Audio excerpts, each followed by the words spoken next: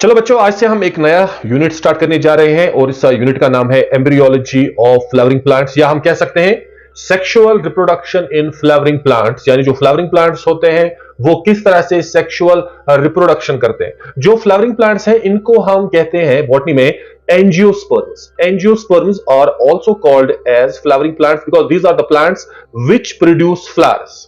Gymnosperms, pteridophytes, bryophytes and algae जो होते हैं वो फ्लावर्स नहीं बनाते हैं। सिर्फ this group of plants called as angiosperms they produce flowers. इनको हम फ्लावरिंग प्लांट्स कहते हैं, इनको हम एंजियोस्पर्म्स भी कहते हैं। और हमें देखना है कि ये जो एंजियोस्पर्म्स होते हैं ये किस तरह से सेक्सुअल रिप्रोडक्शन करते हैं।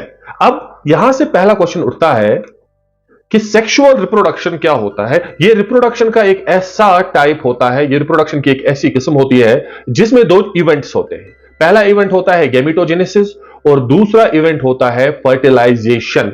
गैमेटोजेनेसिस जो है, गैमेटोजेनेसिस का मतलब होता है फॉर्मेशन ऑफ गैमीट्स। अब ये गैमीट्स क्या होते हैं? ये बॉडी के हैप्लॉइड सेक्स सेल्स होते हैं। ये ऐसे सेल्स होते हैं जिनमें क्रोमोसोम नंबर जो है वो हाफ होता है as compare to body cells, और जिनका काम होता है सेक्सुअल रिप्रोडक्शन करवाना।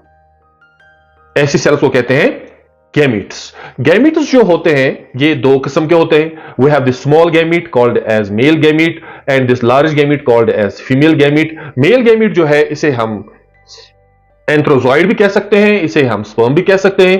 फीमेल गैमीट को एग भी कह सकते हैं या इन्हें कह सकते हैं ओवम। उसके बाद क्या होता है, ये जो मेल और फीमेल गैमीट्स है इनको नजदीक लाया जाता है और ये फ्यूज हो जाते हैं, resulting in the formation of zygote. Fusion of gametes is called as fertilisation. So fertilisation is fusion of gametes. तो यहां पर आप देखिए दो गैमीट्स जो है ये अब फ्यूज हो जाएंगे, they will form this cell, this diploid cell called as zygote. आपको याद ये रखना है कि जो मेल गैमीट होता है ये हैप्लॉयड होता है because it is a gamete. Female gamete भी हैप्लॉयड होता है। से अगर मेल गैमीट में 10 क्रोमोसोम्स होंगे इन इट्स न्यूक्लियस और फीमेल गैमीट में 10 क्रोमोसोम्स होंगे इन इट्स न्यूक्लियस। जो ज़ाइगोट होता है इसमें 20 क्रोमोसोम्स होते हैं जो कि दो सेट्स में प्रेजेंट होते हैं। One set coming from male gamete, another set of 10 chromosomes coming from female gamete. That is why we call zygote as diploid.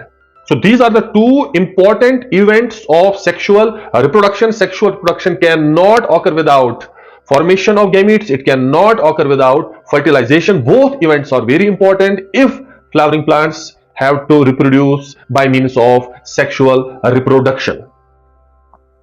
Now, what are the different stages of sexual reproduction or embryology in angiosperm? There are 4 important steps. First, we have this germ cell. Germ cell ऐसी cell होती है which produces gametes. Say this is a germ cell. It undergoes gametogenesis. This is the first step. अब gametogenesis क्या होता है? It is formation of gametes. germ cell की हो जाती है meiosis. याद रखना आपको, during gametogenesis meiosis occurs. और मियोसिस की वजह से जो ये जर्म सेल है जो कि डिप्लॉयड होती है, इट विल फॉर्म गैमीट्स जो कि हैप्लॉयड होते हैं। There are germ cells in the male reproductive organ. जब उसकी मियोसिस होती है तो मेल गैमीट्स बनते हैं, लेकिन जो फीमेल रिप्रोडक्टिव ऑर्गन्स में जर्म सेल्स होती है जब उनकी मियोसिस होती है they form female gametes. So first step is formation of gametes, that's male gametes and female gametes. उसके बाद मेल गैमीट्स और फीमेल गैमीट्स जो होते हैं ये फ्यूज हो जाते हैं, जिस फिनोमिना को कहते हैं फर्टिलाइजेशन, जो कि दूसरा स्टेप होता है सेक्सुअल रिप्रोडक्शन में। This results in the formation of diploid cell called as zygote. ये आपको याद रखना है, this the diploid cell. The first diploid cell of an organism is zygote which is formed by the fusion of haploid male and female gametes. उसके बाद जो zygote होता है it forms embryo. It forms embryo through this step called as embryogenesis. What is embryogenesis? It is the formation of embryo from zygote. Embryo जो है ये complete individual नहीं होता है, ये multicellular underdeveloped structure होता है which has the ability to form complete individuals. Now the formation of complete individual from embryo is called as development, which is the 4th step of sexual reproduction. तो आपको याद रखना है 4 steps क्या है? Gametogenesis, fertilisation, embryogenesis and then we have development. ये सारे step जो है इनको हम डिटेल्स में डिस्कस करेंगे जो ही हम आगे बढ़ेंगे। अब एक और इंपॉर्टेंट पॉइंट जो आपको याद रखना है कि जो एंजियोस्पर्म्स होते हैं, जो फ्लावरिंग प्लांट्स होते हैं, जो फ्रूट फॉर्मिंग प्लांट्स होते हैं, उनमें जो सेक्सुअल रिप्रोडक्शन होता है वो oogems टाइप होता है। oogamous टाइप में क्या होता है, ये सेक्सुअल रिप्रोडक्शन का एक ऐसा तरीका होता है जिसमें मेल गैमीट जो होता है स्मॉल होता है, मोटाइल होता है, और फीमेल गैमीट जो होता है जिसे एग भी कहते हैं वो लार्ज होता है और नॉन मोटाइल होता है, यानी वो स्टेगनेंट होता है. So this is male gamete, small in size. It's also called as sperm or anthrozoid. Female gamete female gamete is also called as egg or ovum and is larger और large in size as compare to male gamete. यहां पर एक important चीज, जो male gametes होते हैं in angiosperms, इनमें flagella नहीं होते हैं, so they can not move on their own from male reproductive organ to female reproductive organ. So ये किस तरह से मूव करते हैं, इनको पोलन ट्यूब या पोलन ग्रेन्स ले जाते हैं from male reproductive organ to female reproductive organ. So here male gametes are without flagella. Now, what are the characteristics of sexual reproduction? आपको याद रखना है, सेक्सुअल रिप्रोडक्शन जो होता है इट इज यूजुअली बाइपेरेंटल, यानी दो पेरेंट्स की जरूरत पड़ती है, मेल और फीमेल पेरेंट्स की, जो कि गैमीट्स बनाएंगे, male gamete and then we have this female gamete. उसके बाद फर्टिलाइजेशन होती है और बाकी चीजें हो जाती है. गैमीट्स का बनना बहुत जरूरी है, यानी गैमीटोजेनेसिस जरूरी है, इसके बगैर सेक्सुअल रिप्रोडक्शन नहीं होती है. उसके बाद फर्टिलाइजेशन का भी होना बहुत जरूरी है, यानी गैमीट्स का मिलना जरूरी है टू फॉर्म जाइगोट.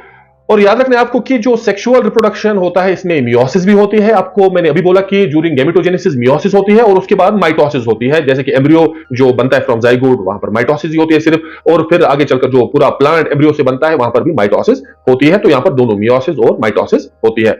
और जो ऑफस्प्रिंग्स बनते हैं वो बिल्कुल एक दूसरे से डिफरेंट होते हैं, वेरिएशन दिखाते हैं. Variation means differences among individuals. तो सपोज हमारे पास एक पॉपुलेशन है, से देयर आर दीज प्लांट्स, कुछ प्लांट्स टॉल है तो कुछ प्लांट्स ड्वार्फ है. तो यहां पर हम देखेंगे हाइट में देयर इज डिफरेंस. हम कह सकते हैं these plant show variation, they show differences in a particular trait. और यहां पर ट्रेट क्या है, हाइट. ये जो प्लांट्स है ये वेरिएशन दिखाते हैं, इसका मतलब है ये बने होंगे थ्रू सेक्सुअल रिप्रोडक्शन. इंसान भी आप देखिए, जो इंसान एक दूसरे से बिल्कुल डिफरेंट होते हैं. क्यों? Because humans perform sexual reproduction. So sexual reproduction की वजह से वेरिएशन होती है. और फिर वेरिएशन जो है it is very important for adaptation. It helps populations to adapt to changing environment. Adaptation, और फिर जब बहुत टाइम के लिए जो पॉपुलेशन कंटिन्यूअसली अडेप्ट करती है टू द चेंजिंग एनवायरनमेंट, तो उसकी वजह से एवोल्यूशन होती है और फिर नई नई स्पीशीज बनती है. तो स्पीसिएशन के लिए evolution is important and evolution के लिए एडेप्टेशन इज इंपॉर्टेंट. और एडेप्टेशन के लिए वेरिएशन बहुत जरूरी है. एंड वेरिएशन कैसे बनती है,